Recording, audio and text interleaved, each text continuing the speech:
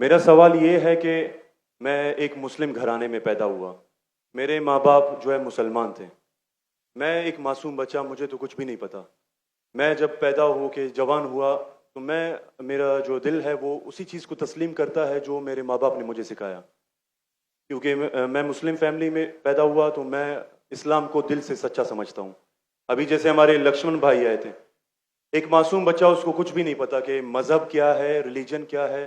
और वो Christian family में पैदा हो या हिंदू फैमिली में पैदा हो तो वो उसी चीज़ को फॉलो करता है, उसी चीज़ को उसका दिल मानता है जो उसके माँ बाप ने उसको सिखाया हो और उसके माइंड में फीड किया हो। तो वो अगर बहुत ही अच्छा बंदा है, वो बहुत ही अच्छा बंदा है, वो लोगों की मदद भी करता है, ख्याल भी करता है, बहुत नाइस इंसान है। लेकिन अगर वो इस हालत में मर जाता है तो क्या वो जहन्नुम में जाएगा या जन्नत में जाएगा? अगर जहन्नुम में जाएगा तो ये जस्टिस है या इनजस्टिस है? भाई साहब, अपने नाम क्या है आपका? Abdul Abdul Basit Rind. Abdul Basit Rind. Rind Rind is a Balochi caste Rind tribe है मेरा। रिन जी रिंद। अब्दुल कादिर इस्लाम का नाम। अब्दुल बासित। अब्दुल बासित। यस। शेख अब्दुल बासित अच्छे कारी थे माशाल्लाह। भाई अब्दुल बासित ने बहुत अच्छा सवाल किया। बोला मैं मुसलमान खानदान में पैदा हूं, मेरे वालिदैन मुसलमान थे और है, अल्हम्दुलिल्लाह है। नहीं आपने थे बोला, लेकिन ना गलती हो गई मुझसे। रिकॉर्डिंग है। मैं गलती एक्सेप्ट करता हूँ। है मुसलमान है, जो उनने पढ़ाया मैंने कबूल किया। हमारे लक्ष्मण भाई हिंदू थे, हिंदू बन गए। अब्दुल बासित ने कहा जो मेरे वालिदैन ने कहा मैंने मान लिया। अब्दुल बासित साहब, अगर आपके वालिदैन आज कहते 2 जमा 2 5, आप मानेंगे? नहीं मानूंगा। तो ये बोलना कि जो वालिदैन ने कहा मैं मान गया, सही नहीं है। जब तो आप बच्चे थे तो शायद मान जाते थे, बराबर। 2 साल की उम्र में माँ ने बोली 2 जमा 2 5, तो आप हाँ बोलेंगे, बराबर कि नहीं? आज बोलेंगे तो आप मानेंगे। Very good. तो इस्लाम का ये कहना है, अल्लाह के रसूल फरमाते हैं कि जब तक बच्चा बालिग नहीं होता है उनके ऊपर कलम नहीं लिखे जाएंगी, मतलब वो मासूम है।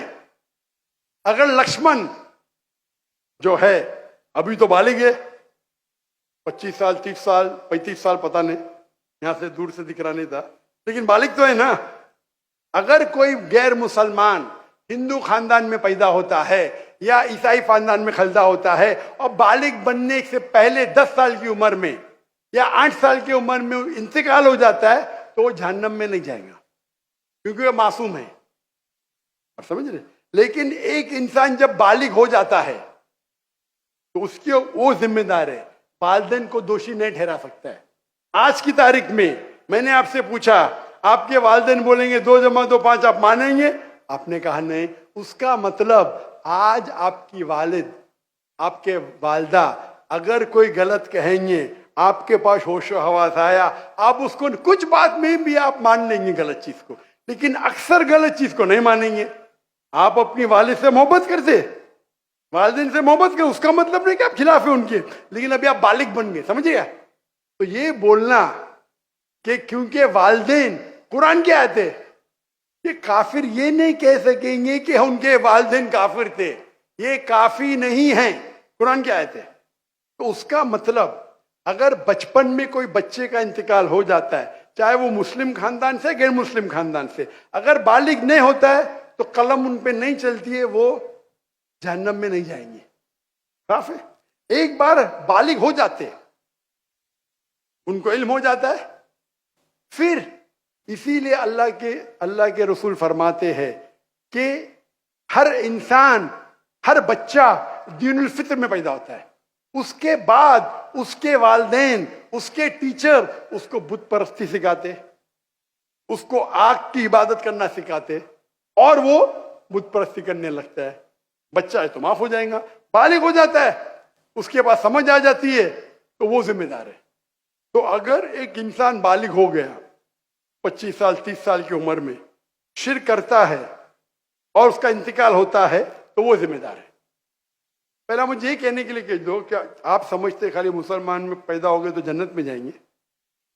इस्लाम में जन्नत में जाने के लिए 4 चीज की जरूरत है। मैंने कह दिया, ईमान, अमल सालेहात ईमान, राइचियस डीड, वतवासौ बिल हक, हक की तरफ बुलाओ और सब्र की तरफ बुलाओ। 4 चीज की जरूरत है। आप बहुत अच्छे इंसान होंगे, नमाज पढ़ते होंगे 5 टाइम, हज के लिए गए होंगे, रोजा रखते होंगे, लेकिन अगर आप दावत नहीं करेंगे तो आमतौर पे आप जन्नत में जाएंगे नहीं। अल्लाह ताला आपको माफ करने चाहता है और जन्नत में डालना चाहता है, वो अल्लाह की मर्जी, वो डाल सकता है, लेकिन आमतौर पे आप जन्नत नहीं जाएंगे। उसी तरीके से कई गैर मुस्लिम मुस्लिम बन रहे लाखों की तादाद में, और समझ रहे, तो लाखों की तादाद में गैर मुस्लिम इस्लाम कबूल कर रहे, वो जन्नत में जाएंगे कि नहीं? सर नहीं, सवाल जी जी जाएंगे कि नहीं? बिल्कुल जाएंगे। और एक आदमी आज अगर इस्लाम कबूल करता है, अल्लाह ताला के रसूल फरमाते उसके सब गुनाह माफ। तो आपसे अच्छा मेरे से अच्छा हो गया ना। हम कितने भी अच्छे गुनाह तो थोड़े करते होंगे छोटे मोटे।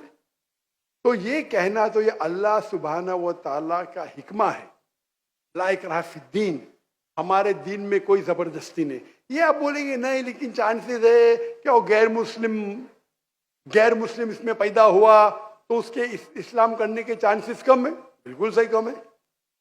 मुसलमान होने के बाद भी आज की हालत देख के लगता है कि हम जन्नत में जाएंगे। वो खातून क्या कह रही थी, क्या कह रही थी?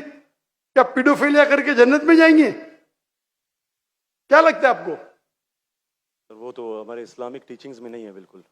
लेकिन जन्नत में जाएंगे क्या वो मुसलमान? अगर अपने आप को मुसलमान कहते हैं और पीडोफिलिया कहते, जन्नत में जाएंगे? बिल्कुल नहीं। अगर वो खातून सही है, क्या पीडोफिलिया है, तो उनका पहला सवाल का हिस्सा गलत है। वो मुसलमान है ही नहीं। हाँ, नाम के होंगे, कलमा पढ़ते होंगे, लेकिन ये कहना कि हम लोग दीनी हैं, ये गलत है। अगर वो इस्तिगफार करे अल्लाह ताला माफ कर सकता है उनको, कोई भी गुनाह। लेकिन ये कहना कि इस्लामिक है, नाम के मुसलमान होंगे या नॉट प्रैक्टिसिंग मुस्लिम होंगे, तो हमें गलत फहमी है कि मुसलमान फैमिली में पैदा हुए तो जन्नत की टिकट मिल गई। ये हमें गलत फहमी है। मैं भी जिद्द हो, मुझे भी पता नहीं मेरी जन्नत की टिकट है, इसीलिए मेहनत करता हूं, रात रात जागता हूं, दुआ करता हूं अल्लाह ताला कबूल फरमाए। अल्लाह के रसूल हर रोज 70 बार इस्तिगफार करते थे। कितने बार? 70 बार। अल्लाह के रसूल सबसे बेहतरीन इंसान दुनिया में, सबसे बेहतरीन मुसलमान 70 बार इस्तिगफार करते थे। कहते थे कि मेरा रब जो मुझे इतने नियामत देता है, मैं जो कुछ करता हूं माफ करता है, मैंने इस्तिगफार करूं तो कौन करेगा? तो ये आज के हमारे माशरे में गलत फहमी है कि हम मुसलमान हैं तो बस जन्नत की टिकट मिल गई हमें, हम दुआ करते अल्लाह ताला में माफ करे। तो अल्लाह सुब्हाना व ताला अगर कोई गैर मुस्लिम पैदा होता है और बालिग बनने के पहले मर जाता है तो वो जहन्नम में नहीं जाएगा। बालिग बनने के बाद उसकी गलती है, ही इज रिस्पॉन्सिबल। आप जिस तरीके से बोलते हैं 2 जमा 2 5 में नहीं मानूंगा, तो वो क्यों मान रहे बुत परस्ती गलत है? और मेरे हिसाब से 2 जमा 2 5 और बड़ी गलती है बनिस्बत बुत परस्ती करना। समझ रहे? क्योंकि अल्लाह सुब्हाना व ताला हमारे खालिक, हमारे मालिक,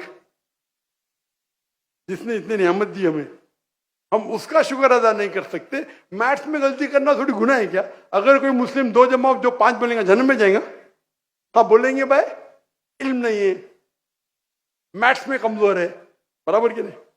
आप थोड़ी उसको मर्डर थोड़ी कर सकते, आप उसको नहीं कर सकते ना। तो कौन बड़ा गुनहगार, 2 जमा 2 5 कहने वाला क्या जो बुत परस्ती करता है? बुत परस्ती ऑब्वियसली। अल्लाह अल्लाह ने हमको इतनी नियामत दी, बराबर, हम अल्लाह का शुक्र अदा करते? कितने लोग शुक्र अदा करते कि अल्लाह ने हमें इतना अच्छा घर दिया, इतने अच्छे कपड़े दी, इतने अच्छे गाड़ी दी, खाना दिया। हम कितने बार शुक्र अदा करते? कितने बार हम शुक्र अदा करते? पानी पीना, अगर कुछ दिनों के लिए 2-3 हफ्ते के लिए पानी नहीं मिला मर जाएंगे, कितने बार शुक्र अदा करते? मैं पूछना चाहता हूं इतने बड़े मजमे से कितने लोग ने अल्लाह का शुक्र अदा किए कि हमें सांस ऑक्सीजन दे रहे हैं? कितने लोग ने शुक्र अदा किया? अल्लाह का हाथ ऊपर करो। सांस के लिए, सांस के लिए, सांस के लिए, पानी के लिए नहीं, पानी के लिए नहीं। जो अल्लाह ताला हमें एयर दे रहा है, ताकि हम जी सके। आधे घंटे के लिए हमें हवा नहीं मिलेंगे, मर जाएंगे। कितने लोग ने शुक्र अदा किया अल्लाह का सांस के लिए? 4-5% है माशाअल्लाह। शायद आपने मेरा लेक्चर सुने, आपने लेक्चर सुने थे, what is the purpose of life? कौन लोग ने सुने मेरा लेक्चर आज के पहले? What is the purpose of life? हाथ ऊपर करो। माशाअल्लाह, उससे बड़ी तादाद है। मतलब आपने अगर लेक्चर सुने तो लेक्चर में बोलता हूं मैं, यहां जरा वक्त की किल्लत थी तो लेक्चर के बाद बोल रहा हूं मैं। जो सांस लेते उसका तो शुक्र अदा करना चाहिए। तो हम कितने नाशुक्र अदा है, हम कितने एहसान फरामोश है। अल्लाह ताला फरमाते जब अल्लाह ताला आपके सारे मुश्किलात दूर करता, अब अल्लाह को भूल जाते, मुश्किल में आते फिरते अल्लाह को याद करते। तो रिगार्डिंग अ क्वेश्चन, अगर आप गैर मुस्लिम बालिग हो जाता है, होने के बाद उसे माफी नहीं, होने के पहले माफी है। सर ये मैं आई एम लकी कि मैं मुस्लिम फैमिली में पैदा हुआ, मुझे ये सारी बातें पता चली। लेकिन बराबरी में अगर कोई क्रिश्चियन फैमिली में पैदा हो जाता है तो ये उसकी तो गलती नहीं है कि वो उस फैमिली में पैदा हुआ, उसके लिए तो ज्यादा मुश्किल है। आपने मेरा सवाल का जवाब सुने क्या नहीं सुने? जी जी बिल्कुल सुना, बिल्कुल मैंने जवाब दिया कि नहीं इसका? सर लेकिन मतलब पैदा होने पे तो उसका हक नहीं है, वो मुस्लिम में भी पैदा हो सकता है और उसमें भी। आपने मेरा जवाब सुने कि नहीं सुने? सुना बिल्कुल। मैंने आपका सवाल का जवाब दिया कि नहीं? दिया बिल्कुल। तो दिया तो फिर से क्यों दोहरा रहे? मैंने साफ कह चुका हूं, मुसलमान फैमिली में पैदा होना जन्नत की टिकट नहीं है, और गैर मुसलमान फैमिली में पैदा होना जहन्नम की टिकट नहीं है। लेकिन उसके लिए ज्यादा मुश्किल होगा ना जो क्रिश्चियन होगा। आपको लगता है, आपको लगता है, क्योंकि आपको गलत फहमी है कि मैं 100% जन्नत में जाऊंगा। मुझे तो, मैं मेहनत क्यों कर रहा हूं, क्यों मैं दुनिया भर घूम रहा हूं, क्यों?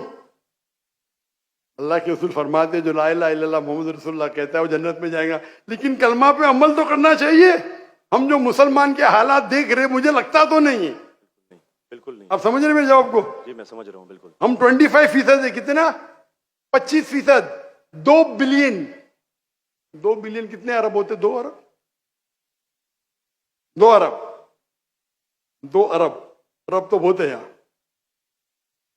तो ये हमारी गलत फहमी है, हम गलत फहमी के शिकार है कि हम जन्नत में जाएंगे।